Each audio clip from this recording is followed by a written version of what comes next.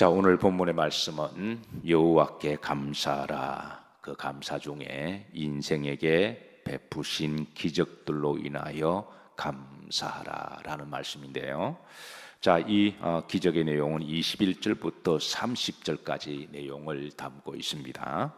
자, 이제 어떤 기적에 대하여 하나님께 감사를 해야 될지 우리가 좀 살펴보도록 하는데요. 우선 21절입니다. 다시 합독합니다. 여호와의 인자하심과 인생에게 행하신 기적으로 말미암아 그를 말지로다 찬송할지로다. 그리고 이제 22절에 보면 뭐를 드리며 감사제를 드리며 그랬습니다. 그래서 하나님이 우리 인생들에게 베푸신 기적들이 참으로 많은데, 하나님의 기적들이 참으로 많은데 우리가 그것을 하나님께 알고 첫 번째는 찬송하고 2절 보시면 감사제를 드리며 우리가 하나님께 이제 감사하는 것이 마땅한 일인 줄로 믿으시길 바랍니다. 자, 특별히 23절 이하로 나오는 이제 그 기적들에 대한 것 중에 하나가 이제 바다에 베푸신 기적을 언급하고 있습니다. 자, 23절 다 같이 합독합니다. 배들을 바다에 띄우며 큰 물에서 일을 하는 자는, 자, 여기에 이제 바다라는 말이 나오죠. 예, 바다. 그리고 또 바다의 또 다른 또 명칭에 대해서는 큰 물을, 큰 물, 많은 물을이라고 표현하고 있습니다. 자, 그리고 이제 바다에서 일을 하는 대표적인 사람들을 우선 소개를 합니다. 배들을 바다에 띄우며 그랬습니다. 자, 배들을 바다에 띄워서 이제 그 바다로 말미암아 먹고 사는 사람들이 대표적인 사람들이 누굴까요? 바로 어부들이죠. 만약에 어부들에게 있어서 바다가 없다면 아마 어부들은 살지를 못할 거예요. 자, 어부들이 바다에 가서 그 풍성한 신선한 고기를 낚아올리고 고기를 올릴 때마다 저들은 노래를 부르고 그래서 감사하고 또 그 고기를 우리들에게 스플라이를 하고 우리는 또 특별히 생선을 좋아하시는 분들은 초밥을 드실 때마다 바다에 감사를 하셔야 됩니다. 또 어부들뿐만 아니라 배를 만드는 사람들도 바다가 없이는 살 수가 없습니다. 자, 후렴절에 보시면 큰 물이 나옵니다. 이게 이제 바다에 대해서 많은 물, 이렇게 많은 물로 표현을 하고 있는데요. 자, 여러분 아시다시피 지구의 지표면 중에 70%가 바다죠. 30%가 땅이고 70%가 바다입니다. 사람은 물이 없이는 살 수가 없습니다. 그런데 지구의 물 100% 중에 97.02%가 바다의 물입니다. 3% 가지고 우리는 이제 먹고 삽니다. 그러니까 뭐 이렇게 이제 담수물이나 강물이나 이런 물들은 지구 전체의 물에 비하면 3%밖에 되지 않고 97%가 바닷물인데 이 바닷물에 대기순환이 없으면 지구에 또 비가 내리지 않으니까 그러니까 바다가 없으면 우리 지구는 살 수도 없고 왜냐하면 지구의 70%가 바다고 또 사람에게 절대적으로 필요한 물이 97%가 바다에서 공급을 하니까 그러니까 바다가 없이는 지구도 존재할 수 없고 사람도 살 수가 없고 어부도 살 수가 없고 그리고 배를 만드는 사람도 살 수가 없고 모든 생명도 사실은 살 수가 없습니다. 바다에서 대기순환이 있어서 그 고기압과 저기압의 영향으로 그 이제 고기압이 저기압으로 내려와서 거기에 모든 지표면에 비를 촉촉하게 이슬을 내려주니까 모든 생명체가 살아가는 것이죠. 그래서 이 바다 24절에 보시면 여호와께서 뭐하신 일들과 행하신 일들과 바다에 여호와께서 행하신 일들은 이거는 정말 하나님의 엄청난 일들을 하셨고 기적입니다. 그리고 그의 기이한 일들을 깊은 어디에서 보나니 바다에서 보나니 과학이 많이 발전됐다고 그러지만 아직까지 바다에 대해서 인류가 아는 것은 5%도 안 된다고 그래요. 바다의 심령 깊은 곳은 지구의 가장 높은 히말라야 산맥보다 더 깊은 골짜기가 있어서 마리아나 해구 같은 경우는 그 수심의 깊이가 10,000m가 넘는다 그러죠. 지구의 가장 높은 산이 한 8,800m, 에베레스트 고선인데, 그러니까 그보다 더 깊은 바다에 산들이 거기에 있고, 그래서 그 바다에서 일어나고 있는 신비한 일들은 과학이 많이 발전되어 있다 그러지만 아직까지는 5%도 알지 못하는, 그러니까 우리가 우주에 대해서 아는 것이 거의 1%도 안 된다고 그러죠. 우주의 95%가 그게 이제 이렇게 흑암 속에 있으니까 아직까지 우리가 우주를 안다, 미사일 올리고 위성 올린다 그러지만 우주는 흑암 물질이 거의 95%가 이렇게 가득 찼기 때문에 5%만 우리가 눈에 보이는 것이고 5% 중에도 1%도 알지 못하니까 아직까지 인류가 절대 교만하면 안 됩니다. 그냥 비행기 몇 대 올리고 다 아는 것처럼 하늘을 조금 날아다닌다고 마치 대단한 것처럼 우주에 비하면 아직까지는 우리는 너무너무 알지 못하는 게 많고 너무너무 미진하고 미약합니다. 그런데 어떤 과학자들은 인류가 우주에 대해서 알지 못하는 것처럼 바다에 대해서도 우주만큼 알지 못한다, 그렇게 이야기를 했고요. 자, 지구의 지표면의 70%가 물이라고 그랬습니다. 지구 왜 이래 물이 많은가? 이것도 신비입니다. 우리가 바다를 보면 야, 바다다. 어떤 사람은 속이 시원하다. 대부분 사람들이 그 정도 느끼잖아요. 야, 모처럼 바다 보러 가자. 겨울 바다가 좋더라. 또 여름이 찌니까 또 바다 해수욕장 가자. 가면 대부분의 사람들이 와, 바다다. 그런 식으로 끝내버리는데 오늘 시인은 그 바다를 통해서 하나님의 놀라운 기적들을 봅니다.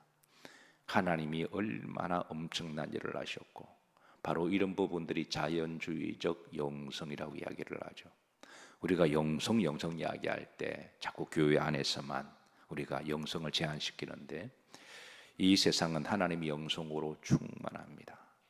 바다를 통해서도 오늘 22절에 보면 하나님께 감사제를 드리고 21절 흔지를 보면 하나님을 찬송하는 영성, 모든 것들이 하나님이 만드셨고 하나님이 만드신 일들이 얼마나 신묘막적하고 기적으로 가득하고 큰 일을 행하셨는지, 꼭 내가 죽었다가 살아나야만 큰 일을 행하는 게 아니라, 그러나 개인적인 문제지만 그러나 하나님은 인류 전체를 위하여 엄청난 기적을 행하시는데 꼭 내가 죽었다가 살아나야만 우리가 기적이다 말하는 게 아니라 모든 것들이 다 하나님의 보이지 않는 기적들이 일어나고 있습니다. 시인은 그 중에 오늘 하나 바다에 대해서 언급을 하고 있는데 바다에서도 여호와께 행하신 일들과 그랬습니다. 우주과학자들이 지구가 이렇게 지표면이 70%가 물이니까, 그러니까 물이 엄청 많잖아요. 그러니까 물이 없으면 분명한 것은 바다는 지구는 존재할 수가 없습니다. 근데 물이 왜 이렇게 많을까? 다른 행성들을 비교해 보니까 다른 행성들은 지구처럼 물이 많지 않다는 거예요. 이것을 몰랐을 때는 지구에 물이 많았던 이유가 행성이 폭발할 때 엄청난 기압의 차이로 말미암아 그렇게 해서 갑작스러운 엄청난 고열로 물이 만들어졌다라고 그동안 학설을 내놓았는데 이게 지금 다 뒤집어지고 있습니다. 왜냐하면 다른 행성들을 연구하니까 지구처럼 물이 없는 거예요.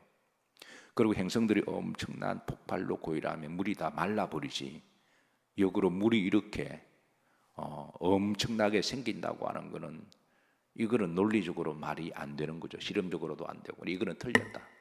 그런데 왜 지구는 물이 많을까? 모른다는 거예요. 그럼 다른 행성은 물이 많은가? 아니다라는 거죠.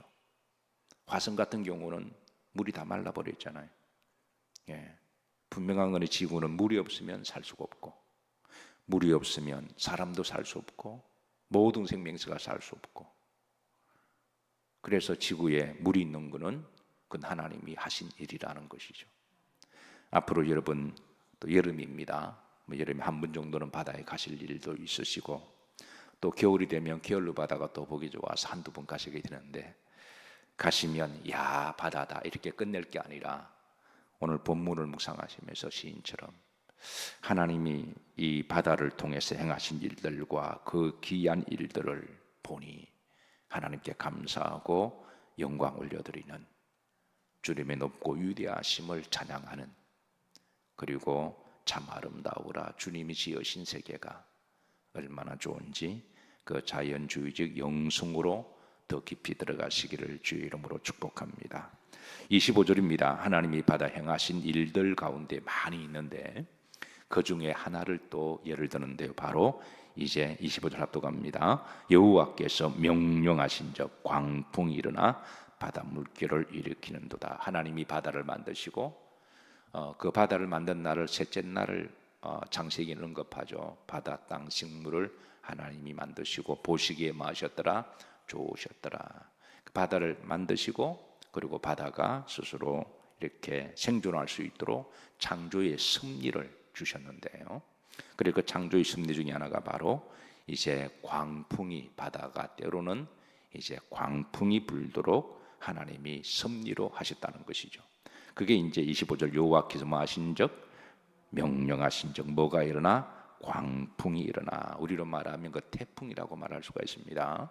그래서 태풍이 일어나 바다 물결을 일으키시도록 그렇게 하나님이 바다에 섭리를 하셨고, 자 26절입니다. 이 태풍의 모습을 좀 더 디테일하게 묘사합니다. 합독합니다. 그들이 하늘로 솟구쳤다가 깊은 곳으로 내려가나니 그 위험 때문에 그들의 영혼이 녹는도다 그랬습니다.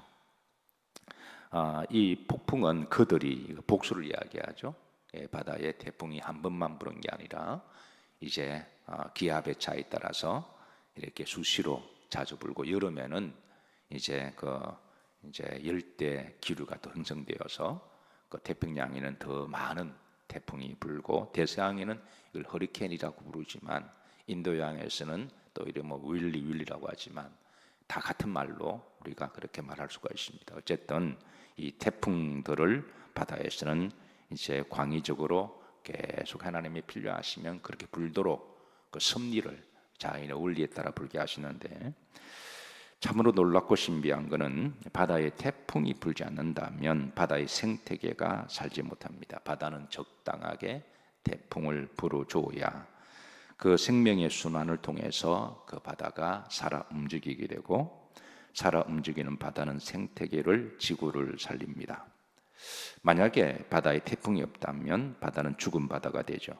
태풍이 있어야 바다가 물이 순환이 되고 바닷물이 썩지 않게 되고, 그리고 물이 순환이 되면서 놀라운 것은 지구의 산소의 70%가 바다에서 만들어내죠. 우리는 흔히 이제 사람은 또 공기 없이는 살 수 없잖아요.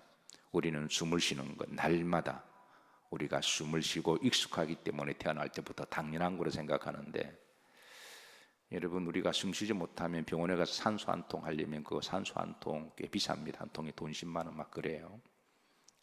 그것도 가격이 지금 많이 내려서 그런데, 그러니까 여러분은 오늘 하루도 여러분 몇백만 원치 하나님 은혜로 공짜로 지금 사시는 거예요. 우리가 산소 그러면 나무 생각하고 우리가 지구 땅에서만 생각하지, 산소의 70%는 바다에서 만들어낸다 그러죠.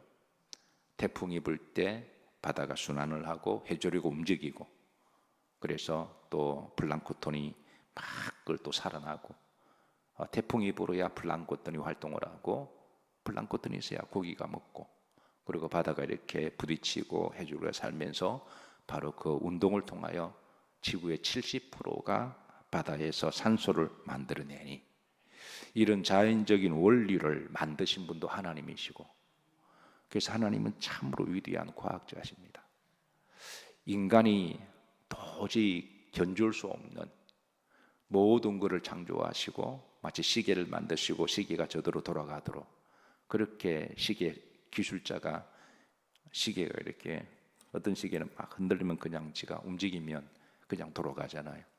어떤 건 태양을 받으면 그냥 돌아가고, 마치 하나님은 지구를 만드시고 지구가 스스로 생존할 수 있도록 그런 메커니즘을 만들으셔서 그렇게 활동하도록, 여호와께서 그렇게 하도록 만드시니 보시기에 좋았더라 그대로 되니라.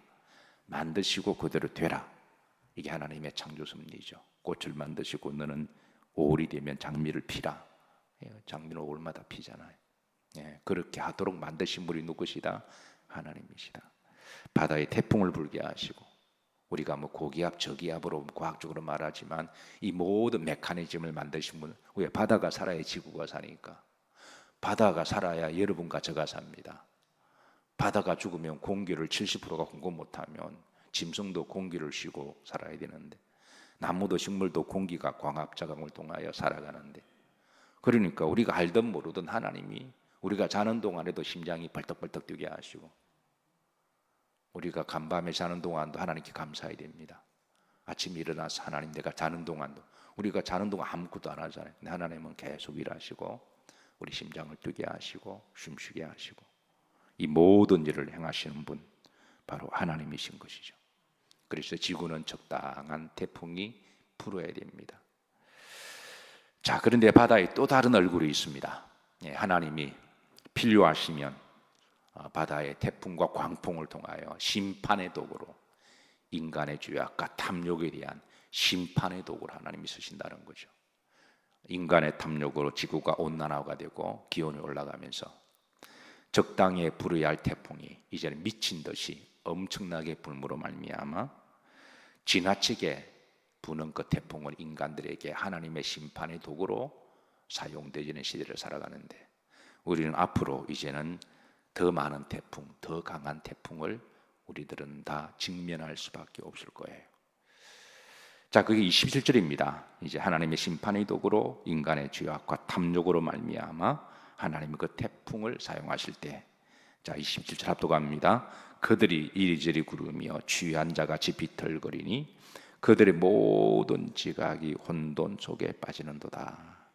그러니까 그 태풍이 하나님 도구가 되면 인간들이 마치 술에 만취가 되어서 인사불성하고, 모든 지각이, 태풍 속에서 인간의 모든 판단과 모든 담대함은 다 쓸데없는 겁니다. 요나가 하나님 말씀에 불순종하고 니느웨로 가지 않고 다시스로 갔을 때 하나님이 태풍을 심판의 도구로 쓰십니다.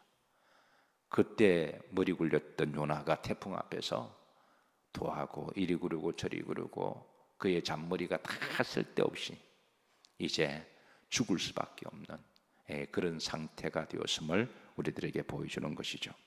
그 어떤 인생의 태풍 앞에서 살 길도 없고 자신감을 가질 사람 아무도 없습니다. 인생의 큰 광풍이 나에게 몰아치면 모든 사람들이 모든 지각이 혼돈 속에 빠져서 판단정지고 이제는 살 길이 없는 거죠. 28절입니다. 합독합니다. 이에 그들의 고통 때문에 여호와께 부르짖음에 그가 그들의 고통에서 그들을 인도하여 내시고, 자, 그들의 고통 때문에 하나님이 때를 따라 필요하실 때는 인생의 광풍을 불게 하시고 바다에 태풍을 불게 하시고, 그래서 여기는 일종의 언유법인데요. 어부들이 큰 타이타닉호를 만들어서 아무리 대서양을 띄워도 하나님이 한순간 뒤집어 놓으시면 그게 살 길이 없다는 거죠. 타이타닉을 만들고 그걸 만든 사람이 하나님도 침몰시킬 수 없는 배라고 자신했죠. 그렇게 왜 굳이 그런 교만한 말을 해요? 만들었으면 하나님 감사합니다, 잘 쓸게요, 그러면 되죠. 만들었으면 하나님 감사합니다, 잘 쓰겠습니다, 하나님께 감사 예배 드리고 감사의 물 드리고 그리고 잘 쓰면 되잖아요.